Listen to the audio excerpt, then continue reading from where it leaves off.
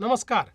संपूर्ण जग आज माध्यम आणि मनोरंजनाच्या लाटेवर स्वार झाले आहे.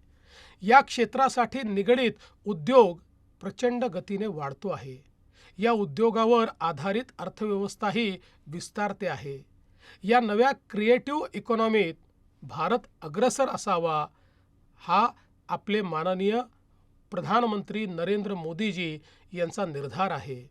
त्यांच्या पुढाकारातूनच मुंबईमध्ये वेव्ज अर्थात world audio visual and entertainment summit या जागतिक परिषदेचे आयोजन करण्यात आले आहे.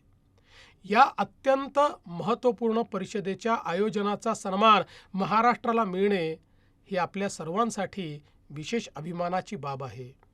महाराष्ट्र सृजनशील आहे, कला सांस्कृतिकदृष्ट्या वैभवशाली आहे. या वैभवात या वेव्सच्या आयोजनामुळे आणखी भर पडणार आहे. महाराष्ट्र राज्याला ही संधी उपलब्ध करून दिल्याबद्दल माननीय प्रधानमंत्री नरेंद्र मोदीजी आणि केंद्र सरकार यांचे मी विशेष आभार मानतो. या परिषदेत जगभरातील 100हून अधिक देशांचे 5000 प्रतिनिधी सहभागी होणार आहेत.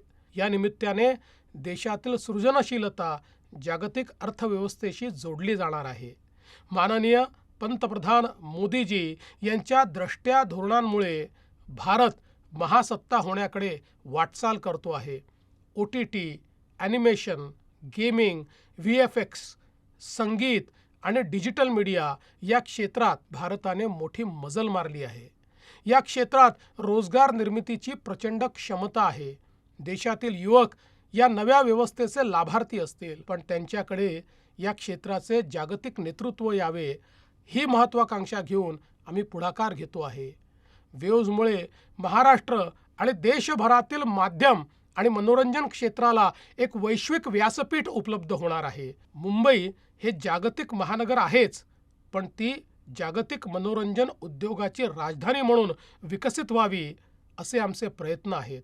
म्हणूनच मुंबईत 1 मे ते 4 मे या कालावधीत होणाऱ्या world audio visual and entertainment समिटसाठी जगभरातून आणि देशभरातून येणाऱ्या प्रतिनिधींचे मी महाराष्ट्रातील तमाम नागरिकांच्या वतीने स्वागत करतो.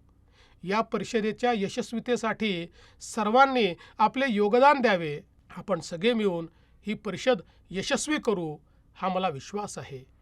जय हिंद, जय महाराष्ट्र.